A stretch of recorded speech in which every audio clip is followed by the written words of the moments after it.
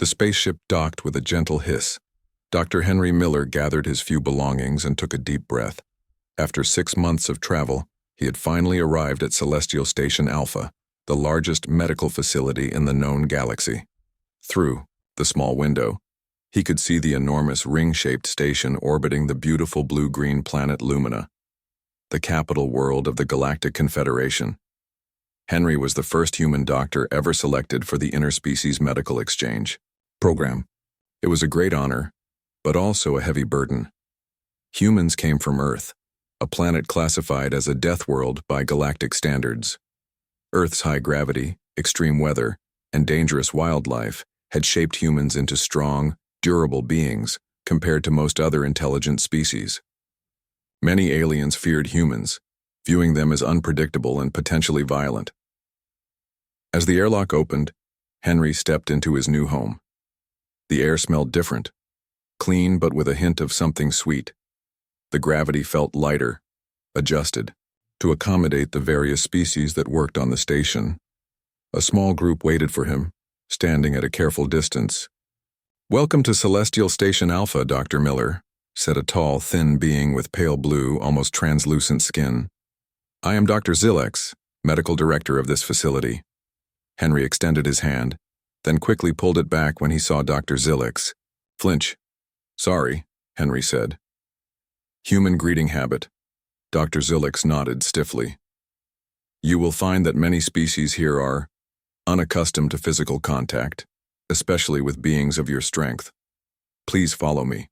As they walked through the station, Henry noticed how other medical personnel moved aside, watching him with what seemed like fear or curiosity.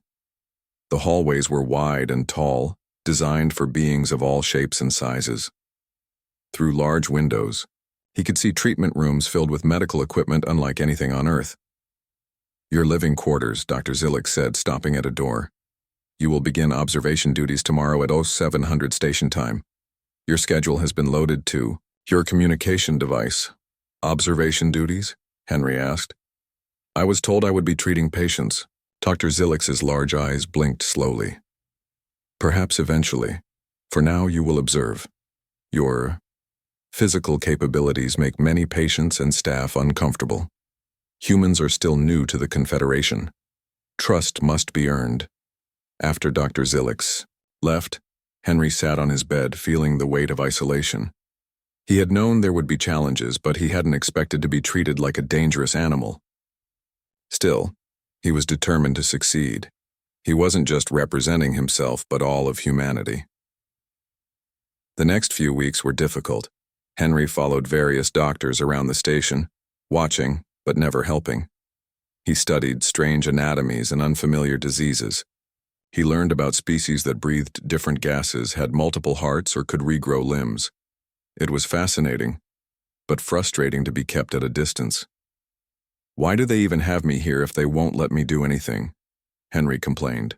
One evening to Dr. Nalia, a four-armed Vexaran doctor who had been slightly friendlier than the others. "The exchange program is mostly political," Nalia explained, her voice gentle. "Your government pushed hard for human inclusion. Many here believe humans are too strong. They worry you might accidentally harm a patient." "I spent 10 years as a trauma surgeon on Earth," Henry said. "I have steady hands and good control." "Your hands can also crush metal," Nalia pointed out. "Give them time." Time was something Henry didn't seem to have. As his third week ended, he wondered if coming here had been a mistake. That night, as he tried to sleep, a loud alarm jolted him awake. "Emergency in Xenobiology Wing B. All available medical personnel report immediately." Henry rushed to the indicated area, finding chaos. A group of doctors and nurses stood outside a sealed section, arguing frantically. "What happened?" Henry asked Dr. Nalia, who had arrived just before him. "Pressure containment failure," she explained quickly. "The Hydrosian delegation was being treated inside. Their natural environment is high pressure, high density. There are also 3 medical staff trapped, a Luminan, a Vexaran, and a Talaxian. Can't you get them out?" Henry asked. Dr. Zilex, who was directing the response, turned to him. "The backup systems are maintaining enough pressure to keep the Hydrosians alive. but it's too high for most species to safely enter. Engineering teams are working on a solution, but it will take time. Henry looked through the window into the section. He could see figures moving slowly, clearly in distress. "I can go in," he said suddenly. Everyone turned to stare at him. "Impossible," Dr. Zilek said. "The pressure would crush your lungs." "Earth's deep oceans have similar pressure levels," Henry explained. "Humans can't survive there naturally, but we can withstand it briefly. I've had pressure training for emergency evacuations on underwater research stations." Dr. Zilek hesitated. "It would be extremely painful, possibly fatal." "Those people need help now," Henry insisted. "I can stabilize them until your engineers fix the problem." After a tense discussion, they agreed. Henry was given a quick briefing on hydrosian physiology and emergency supplies. As the airlock cycled, he prepared himself for pain. It hit him like a wall when he entered. The pressure squeezed his body, making each movement difficult. Breathing became hard work. But he could function, which was all that mattered. Inside, he found 2 medical staff unconscious. The third, a Luminan nurse, was awake but clearly suffering. The 5 Hydrosians seemed better off but were still distressed, their water-filled environmental suits leaking. Working through intense pain, Henry first addressed the immediate life threats. He stabilized the unconscious staff members, sealing the Hydrosians' environment suits temporarily. Every movement was agony, but he forced himself to continue. "Why, are you not dead?" the Luminan nurse asked weakly. "Deathworlder," Henry managed to say through gritted teeth. "Comes in handy, sometimes." For nearly an hour, Henry worked in conditions that would kill most species in the Confederation. By the time engineering restored normal pressure, he had stabilized all 8 patients. As the pressure normalized, Henry collapsed, his body finally giving in to the strain. He woke up in the medical bay 3 days later. Dr. Zilek stood by his bed. "You survived," the medical director said, sounding genuinely surprised. "And saved 8 lives." "Just doing my job," Henry said, his voice hoarse. "Perhaps we have underestimated humans," Dr. Zilek admitted. "Your actions were impressive. While your observation period will continue, I have authorized you to assist in limited treatment situations." It wasn't full acceptance, but it was a start. As Henry recovered, he received visits from the staff he had saved and even a formal thank you from the Hydrosian delegation. Word spread through the station about the human doctor who had survived impossible conditions to save others. Dr. Nalia visited him on his last day of recovery. "You know what they're calling you? The Deathworlder healer. It's becoming something of a legend already." Henry smiled. "I didn't come here to be a legend. I came to be a doctor." "Maybe you'll be both," she said. "This is just the beginning." As Henry prepared to return to duty, he felt something had changed. The fear in the eyes of those he passed had been replaced with something new, respect and perhaps even a hint of hope. 6 months passed since Henry's brave rescue in the high-pressure chamber. Life on Celestial Station had settled into a routine, but it was a lonely one. While he was no longer treated with open fear, Henry remained isolated. Dr. Zilek had allowed him to assist with basic procedures, but he was still kept away from the most interesting cases. Henry spent his free time studying alien physiologies and medical journals. He learned how the crystalline bodies of Arcturians stored memories in their molecular structure. He studied the 12-chambered hearts of the gaseous Floatians. He memorized treatment protocols for over 50 species. Still, book knowledge was no substitute for hands-on experience. "You seem frustrated today," observed Dr. Nalia as they shared a meal in the station's cafeteria. Over the months, she had become Henry's closest friend. "I came here to practice medicine, not just read about it," Henry replied. "Yesterday, I watched Dr. Zilek perform a simple fluid drainage on a Viridian child. On Earth, that would be a procedure for first-year residents." Nalia's 4 hands gestured sympathetically. "Patience, Henry. Attitudes are changing, but slowly. Did you know several patients have specifically requested the Deathworlder doctor?" Really? No one told me. Dr. Zilix has been declining those requests, she said. He believes it's just curiosity, not genuine medical preference. Henry sighed. Maybe he's right. Maybe I don't belong here. Just then, their conversation was interrupted by a blaring alarm. Emergency medical alert. All personnel report to main docking bay immediately. Henry and Nalia rushed toward the docking area, along with dozens of other medical staff. They arrived to find Dr. Zilix coordinating teams as a massive ship was being secured to the station. What's happening? Henry asked a nearby technician. The Confederation flagship Eternal Light was damaged during a first contact mission, the technician explained. They have hundreds of injured, some kind of energy weapon they've never seen before. Dr. Zilix spotted Henry and waved him over. Dr. Miller, we need all available hands. The injured have unusual trauma patterns we're struggling to treat. Burns that seem to damage internal organs while leaving skin intact. Sounds like radiation injury combined with electrical burns, Henry said. We saw similar cases after the Singapore reactor incident on Earth. Dr. Zilix blinked in surprise. You've treated such injuries before? Many times. Earth has had its share of technological disasters. The medical director hesitated only briefly. Follow me. We need your expertise. As the injured were brought into the station, Henry was shocked by what he saw. Beings of various species lay on stretchers, their bodies showing few external signs of trauma, but monitors indicating severe internal damage. The medical team seemed hesitant, uncertain how to proceed. Their cellular structures are breaking down, a Luminan doctor reported. Standard regenerative treatments are failing. Henry studied the readings, then examined a patient directly. The symptoms reminded him of radiation poisoning combined with electrical burns, something Earth doctors had sadly become experienced with after various industrial accidents. We need to focus on preventing further cellular breakdown first, Henry said, then support the body's natural healing processes. Dr. Zilix looked skeptical. What do you suggest? Henry outlined a treatment plan based on Earth protocols for radiation exposure, modified for the different physiologies. After some debate, Dr. Zilix approved his approach for a small group of patients. As other doctors struggled with conventional treatments, Henry's patients began showing improvement.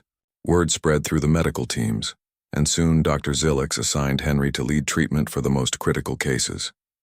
For 36 hours straight, Henry worked without rest. His human endurance, another Deathworlder trait, allowed him to continue when many other doctors needed breaks. His hands, once feared for their strength, now moved with gentle precision as he treated patient after patient. He developed modified techniques on the spot, adapting Earth medicine for alien biologies. For a young Floatian, he created a gas mixture that would neutralize the toxic elements in their system. For an Arcturian diplomat, he designed a magnetic field treatment to stabilize their crystalline structure. By the time Henry finally rested, slumping exhausted against a wall, he had personally treated over 40 critical patients. All of them were now stable. Throughout the station, medical teams were implementing his protocols. He woke in a recovery room 12 hours later. Dr. Zilix stood at his bedside, along with Dr. Nalia. You pushed yourself too hard, Nalia scolded gently. Even Deathworlders have limits. How are the patients? Henry asked, ignoring her concern. All of your direct cases survived, Dr. Zilix said. Overall survival rate is at 89%, far better than our initial projections of 60%. Your methods were effective. Henry noticed the medical director seemed uncomfortable with the admission. There are visitors waiting to see you, Dr. Zilix continued. I told them to return when you've fully recovered, but they are quite insistent. Visitors? For me, later that day, strengthened by food and rest, Henry met with his visitors in the station's garden area. 5 beings from different species waited for him. Each held items from their homeworlds, ceremonial gifts. A tall, tree-like Arborian stepped forward first. My daughter was among those you saved. The other doctors had given up hope. I bring you this seed pod from our ancestral forest. It represents new life, born from adversity. One by one, the others presented their gifts and stories. A viridian crystal that would glow for a century. A Flotian song sphere containing melodies composed in Henry's honor.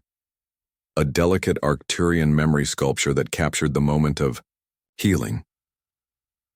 The final visitor was a small, furred being Henry recognized as a Trellian ambassador. "My bondmate serves on the eternal light," the ambassador said softly. "When I heard of the attack, I feared the worst. You saved not just their life, but many others. Your hands may be strong, Dr. Miller, but they are gentle when they need to be." The ambassador presented a simple metal disc. "This is a communication link to our homeworld. You are now recognized as a friend of Trelia. Should you ever visit, you will be welcomed as family." After the visitors left, Henry sat quietly, overwhelmed by their gratitude. Dr. Zelix approached and sat beside him. "I have been incorrect in my assessment of you," the medical director said stiffly. "Your methods are unorthodox, but effective. Your strength, which we feared, proved to be an asset."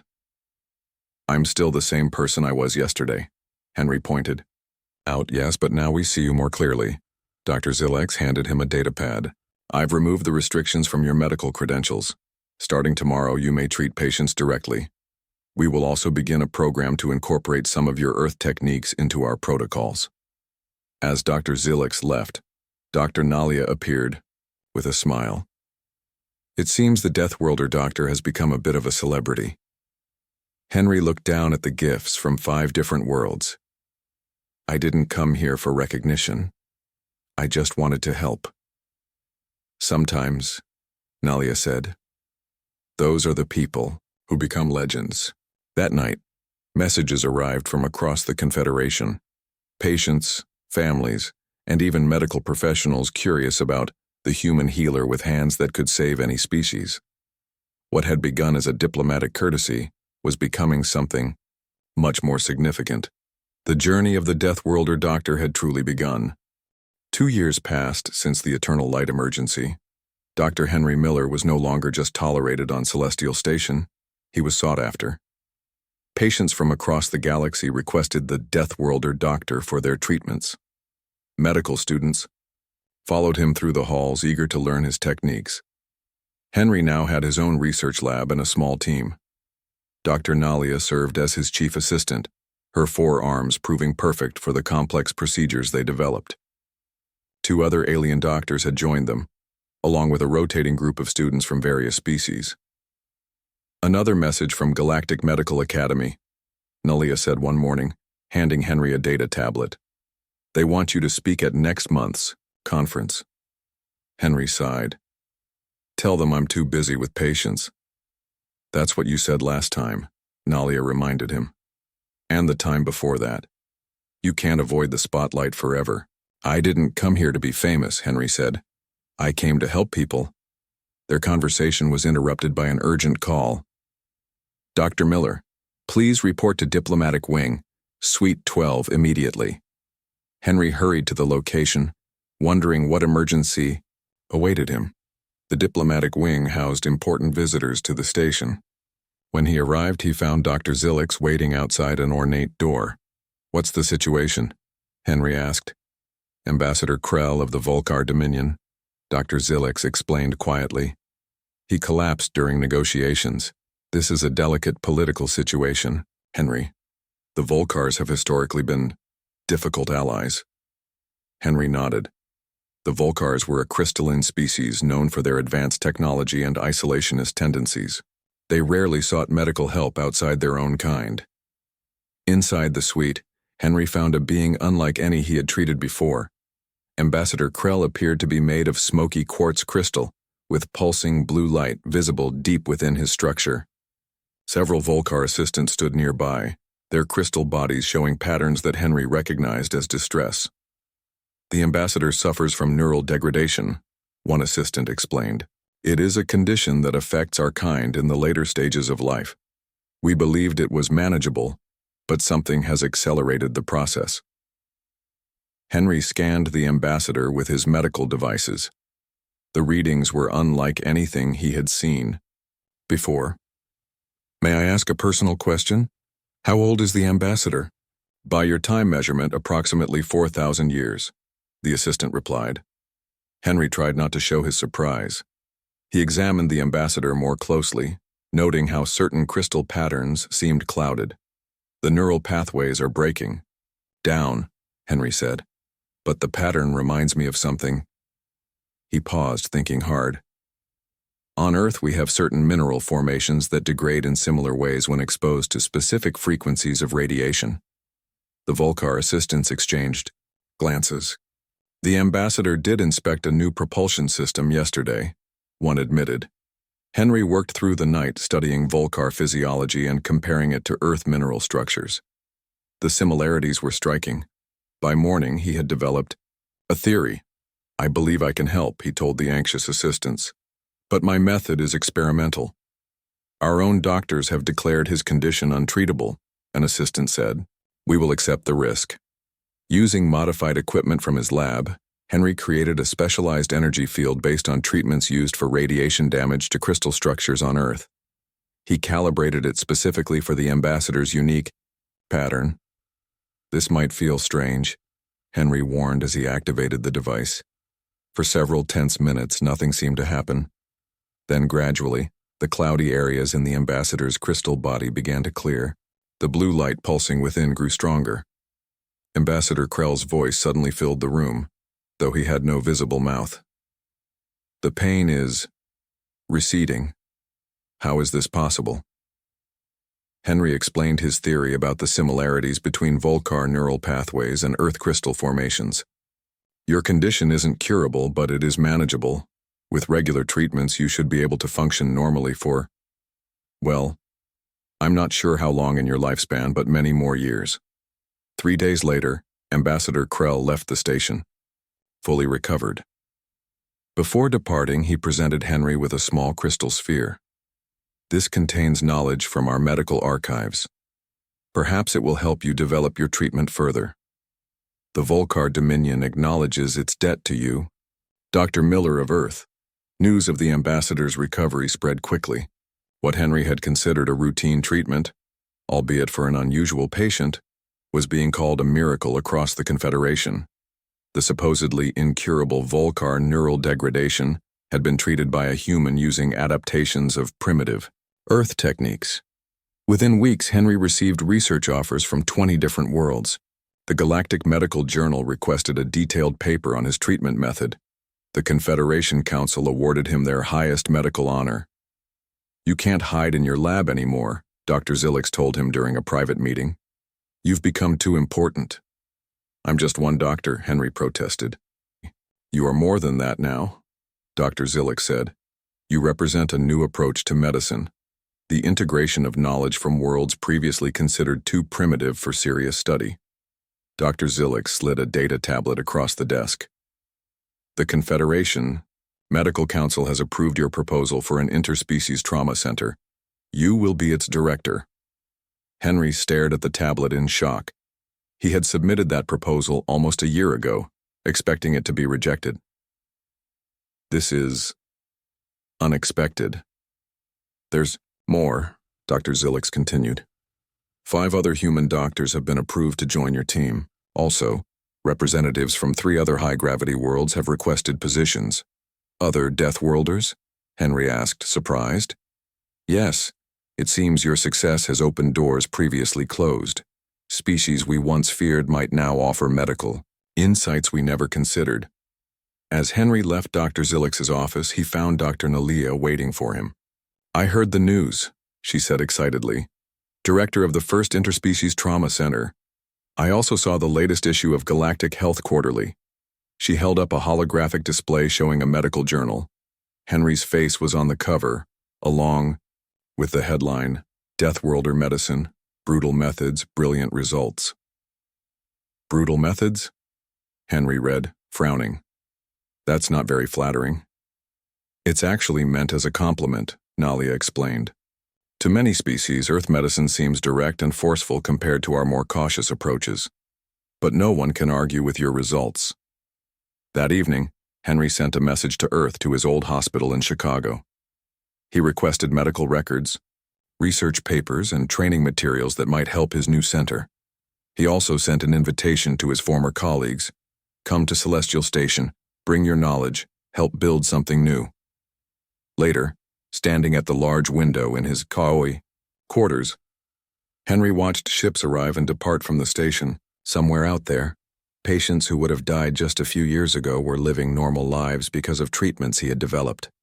Other Deathworlder doctors were preparing to join him, bringing their unique perspectives to galactic medicine. I didn't come here to be a legend, he said softly to himself, remembering his words from long ago. I came to be a doctor. Perhaps he was beginning to realize he could be both. And perhaps that was exactly what the galaxy needed. 7 years had passed since Henry first arrived at Celestial Station. The Interspecies Trauma Center now occupied an entire section of the station. Doctors from 20 different worlds worked together, learning from each other and developing new medical techniques. 6 human doctors had joined Henry's team, along with physicians from other high-gravity planets. Henry was reviewing patient files in his office when the emergency alarm sounded. This was not the standard medical alert, but the rarely used station-wide emergency signal. All senior medical staff report to Conference Room 1 immediately, announced the station's communication system. When Henry arrived, he found Dr. Zilix looking more concerned than he had ever seen the Luminan. Representatives from station, security, and the Confederation Diplomatic Corps were also present. We have a serious situation, Dr. Zilix began without preamble. A previously unknown disease has appeared in the diplomatic quarter of Lumina.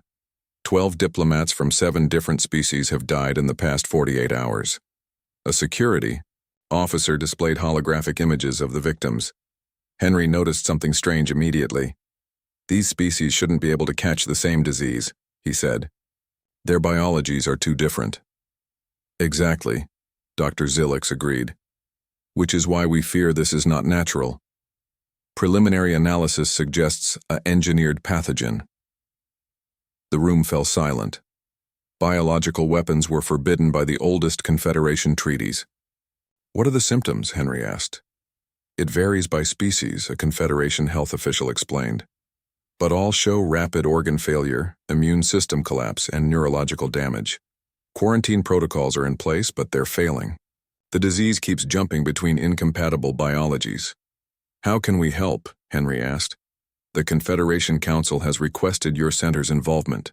Your experience with multiple species gives you unique insight. We need you to develop a treatment before this spreads further. 3 hours later, the first cases arrived at the station. Despite strict quarantine procedures, medical staff began falling ill within days. The pathogen seemed able to adapt to any biology it encountered. Henry and his team worked around the clock. They analyzed samples, ran tests, and researched possible treatments. Nothing worked. The disease continued to spread, claiming more lives each day. One night, as Henry studied the latest test results, something caught his attention. The pattern of cellular damage looked familiar. I've seen this before, he muttered. Dr. Nalia, who had been working beside him, looked up tiredly. Where? Not in person, in historical records. Henry pulled up Earth medical archives on his data tablet. Look at these images from the Anderson plague that hit Earth 300 years ago. The similarity was striking. The cellular damage patterns were nearly identical. But how could an Earth disease affect so many different species? Nalia asked. It couldn't, not naturally, Henry said, his mind racing. But if someone took the basic structure of the Anderson plague and modified it to cross species barriers, Henry called an emergency meeting of his team. I believe this pathogen is based on a historical Earth disease. The original version had a cure, an antiviral compound developed in the late 21st century. Can we recreate it? Asked Dr. Liu, one of the human doctors. The formula is in the Earth medical archives, Henry said. But it would need to be modified for each species affected. They worked frantically to synthesize the compound and adapt it for different physiologies. It was a race against time. Each Day brought news of more infections, more deaths. The disease reached Celestial Station despite all precautions. Medical staff began falling ill, including two of the human doctors who had joined Henry's program. Dr. Zilix enforced stricter isolation protocols, but the situation grew more desperate. After 10 days of non-stop work, Henry's team had developed modified versions of the cure for 12 different species. Clinical trials began immediately. The results were promising but came too late for thousands. On Lumina, entire diplomatic missions had been wiped out. On the station, 28 medical personnel had died, including Dr. Perry and Dr. Alvarez from Earth. As the crisis began to subside, Henry received a summons to appear before the Confederation Senate. The message was marked urgent and came directly from the Senate leader. They want to know how an Earth disease became a galactic pandemic, Dr. Zilix explained when Henry showed him the message. Many senators are calling for Earth's isolation from the Confederation. That would be a mistake, Henry said firmly. We need more cooperation, not less. The journey to Lumina took 6 hours by shuttle. Henry had never visited the Confederation capital planet before. Under other circumstances, he would have enjoyed seeing the famous crystal towers and floating gardens. Now, he barely noticed them as he was escorted to the Senate chamber. The chamber was enormous with seats for representatives from hundreds of worlds. Many seats stood empty, a stark reminder of the pandemic's toll. Senate Leader Voss, a tall Tralian with silver fur, called the session to order. Dr. Henry Miller of Earth, you have been summoned to explain the origins of this catastrophe. Many senators looked at Henry with open hostility. He understood their anger and fear. From their perspective, a human doctor had brought death to their worlds. Honored senators, Henry began, I understand your concerns. The pathogen that caused this tragedy does share similarities with the historical Earth disease. However, our investigation has revealed it was not naturally occurring. Henry displayed his evidence on the chamber's main view screen. This disease was engineered, combining elements from the Anderson plague with adaptations allowing it to infect multiple species. Our team discovered traces of artificial gene sequencing. Murmurs spread through the chamber. And where would such engineering take place? Demanded a Volcar senator. Who would have access to Earth disease samples? We've traced the likely source, Henry said gravely. A rogue research facility in the Outer Rim was studying historical pathogens from various worlds, including Earth. Records show they received samples from a collector of medical artifacts. He displayed images of the abandoned facility. The evidence suggests they were developing bioweapons, violating multiple Confederation treaties. The Senate erupted in angry debate.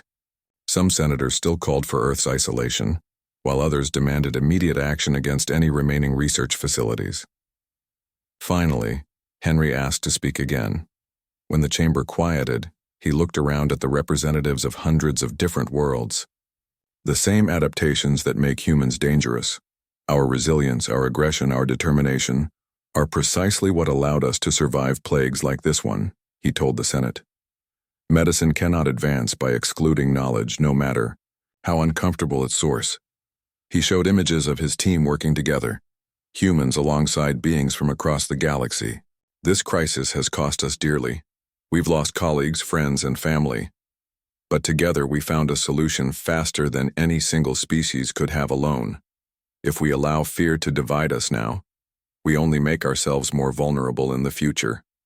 The Senate deliberated for 3 days. In the end, they voted against Earth's isolation. Instead, they established new protocols for handling dangerous biological samples and expanded the interspecies medical exchange program. When Henry returned to Celestial Station, Dr. Zilix was waiting for him. Your speech saved more than Earth Confederation relations, the medical director said. It may have saved countless lives in future crises. Henry looked around at the station that had become his home. We still have a lot of work to do. Yes, agreed Dr. Zilix. And thanks to you, we will do it together. 20 years had passed since Henry first arrived at Celestial Station as an unwelcome human curiosity. Now at 53, his hair had turned gray and lines marked his face. yet his hands remained steady and his mind sharp. Today was a special day, the realization of his most ambitious dream. Henry stood in the observation deck, watching as the massive ship approached the station. The vessel was unlike any other in the Confederation fleet. 3 miles long and shaped like a flattened oval, it gleamed silver against the blackness of space. Large red medical symbols marked its hull. "She's beautiful," said a voice beside him. Dr. Nalia had aged too, her once bright purple skin now a deeper shade, but her 4 eyes still sparkled with the same intelligence and kindness. "The Resilience," Henry said proudly. "The first Confederation hospital ship designed to treat any known species." The ship was Henry's vision brought to life. After the pandemic crisis, the Confederation Medical Council had appointed him as their first human member. With his new authority, Henry had proposed a fleet of mobile medical facilities that could respond to crises anywhere in Confederation space. "You should be proud," Nalia said. No one believed it could be done. Henry smiled, remembering the skepticism he had faced. Building a vessel capable of accommodating the medical needs of hundreds of different species had seemed impossible. Yet here it was, ready for its commissioning ceremony. His communication device beeped. "Dr. Miller, your presence is requested in Docking Bay 1. The dignitaries are arriving." As Henry made his way to the docking bay, station personnel nodded respectfully. Some called him by name. Others simply said, "Doctor." On Earth, he would have been an ordinary physician nearing retirement.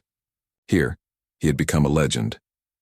The docking bay was filled with representatives from across the galaxy. Henry recognized ambassadors, medical directors, and Confederation officials. In the front row stood 6 human doctors who had followed in his footsteps, now leading their own departments on various Confederation facilities. Most surprising was the sight of Chancellor Zilix, who had risen from medical director to the highest political office in the Confederation. The former skeptic of human integration had become one of Earth's strongest allies in galactic politics. "Dr. Miller," Chancellor Zilix greeted him warmly. "This is a momentous day for Confederation medicine." "Thank you, Chancellor," Henry replied, "though I only provided the idea. Thousands made it reality." "Always modest," Zilix said. "Please join me at the podium." The ceremony began with traditional Confederation rituals, the lighting of knowledge, the oath of healing spoken in 17 languages. Then Chancellor Zilix addressed the crowd. 20 years ago, a human doctor arrived at this station, Zilix began. Many of us, myself included, viewed his presence as a diplomatic courtesy, extended to a species many believed too dangerous to integrate into our society. We feared his strength. We doubted his control. We limited his activities. The Chancellor looked directly at Henry. "We were wrong. Dr. Miller came to us with open hands and an open mind. When crisis threatened, those strong hands that we feared became our salvation. When disease spread across our worlds, the medical knowledge of his primitive planet provided our cure." Zilix turned back to the audience. "The Resilience represents a new era in Confederation medicine. Its medical staff includes representatives from 28 worlds, including 8 classified as Deathworlds. Its treatment protocols incorporate techniques from civilizations we once considered too undeveloped for serious study." The Chancellor lifted a crystalline object. "Today, I present Dr. Henry Miller with the Confederation's highest civilian honor, the Star of Service, never before awarded to a non-founding species member." Henry accepted the award humbly. As he looked out at the audience, he saw not just dignitaries but patients he had treated, colleagues he had trained, and friends he had made across 2 decades. "Thank you for this honor," Henry began. "When I left Earth, I was simply a doctor hoping to learn and to help. I never expected to make history or change galactic medicine." He gestured toward the ship visible through the large viewport. "The Resilience carries more than medical equipment. It carries the idea that diversity creates strength, that different perspectives lead to better solutions, that what makes us strange to each other can also make us valuable to each other." After the ceremony, Henry toured the ship with a small group of guests. The Resilience contained specialized environments for every known sentient species, from high-pressure chambers for hydrosians to zero-gravity sections for gaseous floations. Its laboratories held diagnostic equipment from 100 worlds. Its medical staff represented the best doctors from across the galaxy. "Will you command her?" asked one of the younger human doctors. Henry shook his head. "No, my place is here, at the Interspecies Medical Center. Captain Dr. Kelva of Trelia will lead the Resilience. She has the right combination of medical skill and diplomatic experience."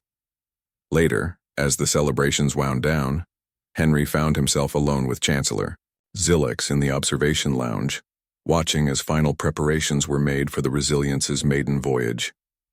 "I have been thinking about retirement," Zilix said unexpectedly. "My time in public service has been long."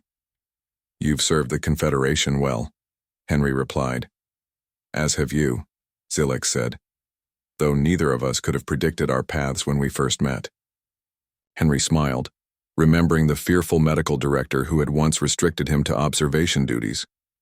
"The Galactic Medical Academy on Earth has become mandatory training for doctors treating multi-species populations," Zilix continued. "Your protocols are standard throughout Confederation territories.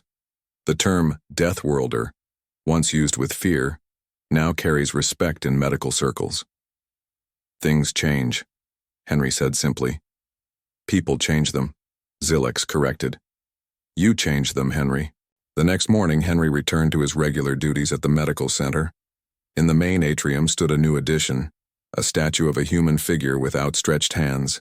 The inscription at the base read, "Different worlds, different bodies, same compassion." 2 weeks later, Henry received news that the Resilience had successfully treated its first major crisis, a mining accident in the Outer Rim that had injured workers from 12 different species. All had survived, thanks to the ship's integrated approach to medicine. That evening, Henry taught a class of new medical students, a mix of species from across the galaxy, including 3 humans. As he looked at their eager faces, he thought about how far they had all come. "Today we'll discuss adaptive treatments for cross-species trauma," he began. "But first, I want you to remember something important. Technical skill matters in medicine. Knowledge matters. But what matters most is seeing the person behind the patient, whatever world they come from, whatever body they inhabit." As he spoke, Henry noticed a young Luminan student watching him intently. The student reminded him of Zilix in those early days, cautious, brilliant, and perhaps a bit fearful of the human teacher. "You," Henry said, pointing to the Luminan. "What's your name?" "Tilax," the student replied nervously. "I'm from Lumina." "Well, Tilax from Lumina," Henry said, with a smile. "How would you treat a human with plasma burns?" As the student began to answer, Henry thought that perhaps this, in the end, was his greatest legacy. Not the ship, not the protocols, not even the lives saved, but the bridges built between worlds that had once feared each other. One patient, one student, one treatment at a time. The Deathworlder doctor had indeed become a galactic legend, but more importantly, he had become a teacher of a new generation that would carry his work forward long after he was gone.